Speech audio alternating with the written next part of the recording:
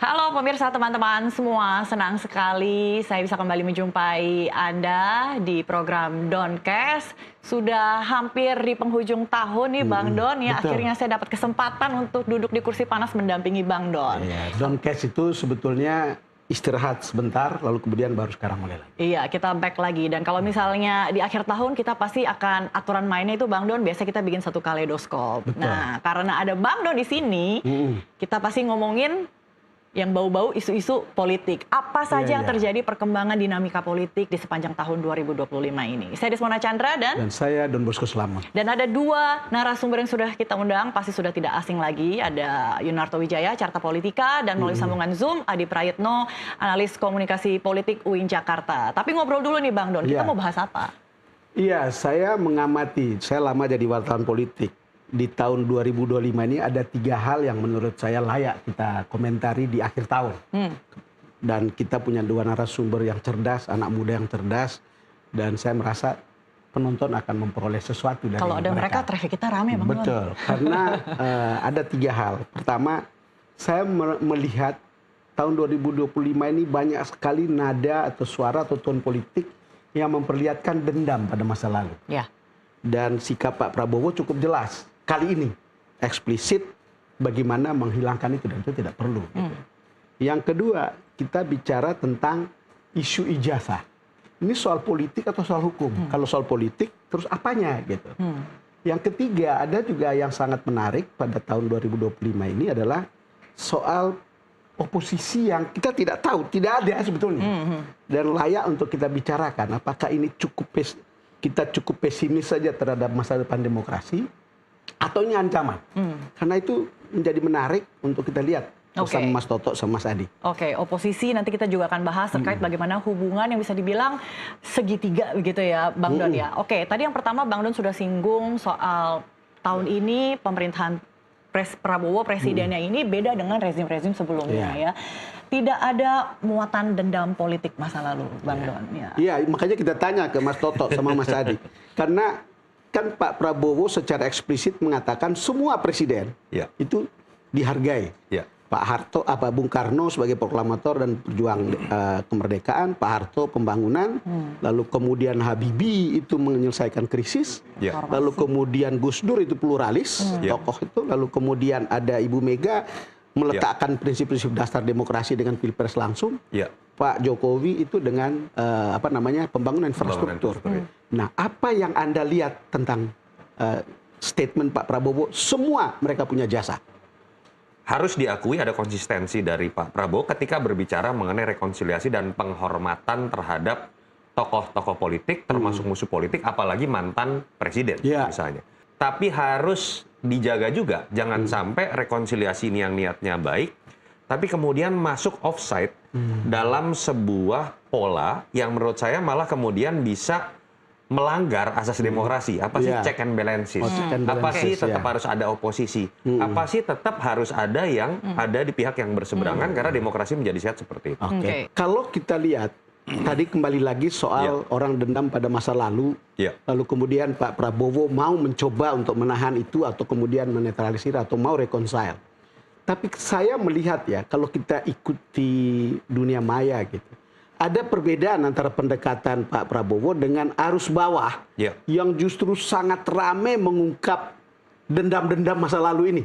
Jadi semua hal, misalnya gini, semua hal yang sekarang terjadi sesuatu yang negatif, itu misalnya semua orang tuding ke Jokowi.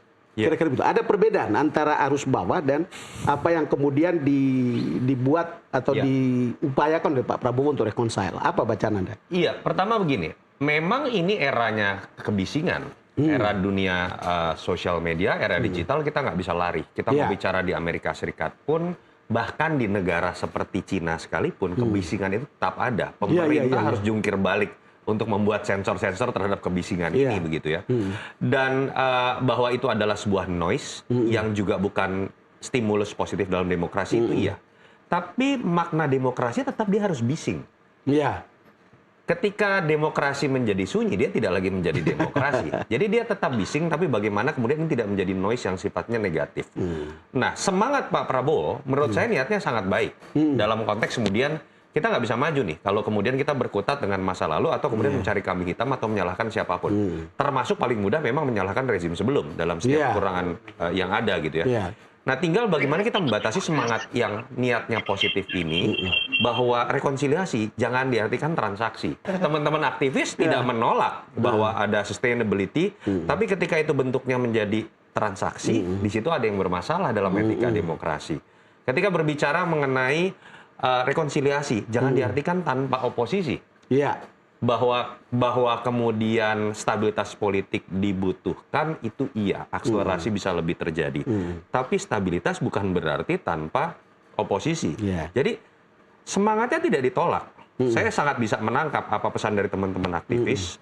Semangatnya tidak ditolak, tapi dengan batasan tertentu dong. Oke, Anda bangun yang namanya super koalisi untuk mempercepat, tapi kalau sudah 85% ngapain lagi? Mau ngajakin PDIP juga, misalnya PDI Perjuangan, lalu kemudian jadi 100%. Artinya kan demokrasi di situ kemudian menjadi bukan tidak bising, tapi menjadi sunyi. Dan ketika ada kesunyian, demokrasi tidak lagi terjadi. Itu poin yang menurut saya, moga-moga Pak Prabowo juga melihatnya secara positif. Bahwa semangatnya dihormati, tapi dengan batasan tertentu. Mas Adi, ini soal voice atau noise begitu.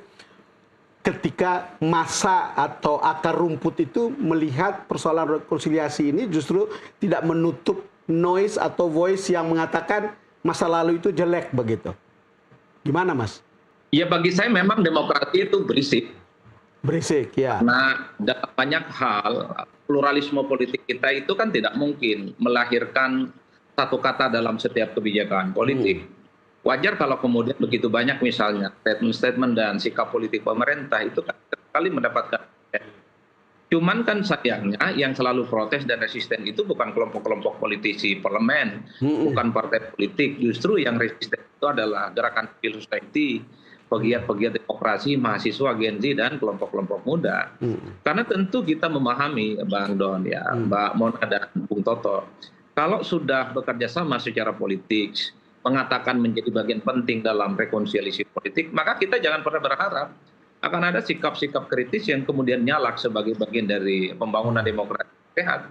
Misalnya seperti PDIP deh, gitu ya, sekalipun berada di luar kekuasaan, tapi pada saat yang bersamaan kemudian menjadi bagian dari penyimbang. Dalam praksisnya, setahun ini kan kita tidak pernah melihat bagaimana sikap PDIP secara institusi, secara institusional misalnya, memberikan resistensi dan penolakan yang cukup signifikan terkait dengan kebijakan-kebijakan pemerintah. Terbukti misalnya ketika ada penganugerahan gelar pahlawan nasional pada Pak Harto misalnya. Kita tahu Pak Harto dengan PDIP, dengan Megawati saya kira punya sejarah panjang yang cukup luar biasa. Tapi kan sikap resisten dan penolakannya nggak kelihatan, Bang Don. Bahwa ada statement-statement elit PDIP 1-2 orang, ya paling Guntur Romli, setelahnya nggak ada lagi kan. Tapi secara kelembagaan misalnya kita tidak pernah melihat itu sebagai sebuah persoalan yang kemudian seperti akar grassroots PDIP yang memang agak resisten dengan peristiwa Orde Baru. Nah, yang ingin saya katakan adalah dalam demokrasi tentu tidak bisa semua hal itu harus tegak lurus, sami'na wa ta'na. Pasti ada situasi yang gaduh, pasti ada situasi yang berisik.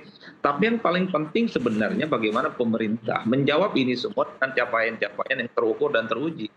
Sehingga setiap proses politik apapun di bidang ekonomi, pembidangan sosial, termasuk juga soal supremasi hukum, itu memang harus tuntas dan terukur yang paling penting.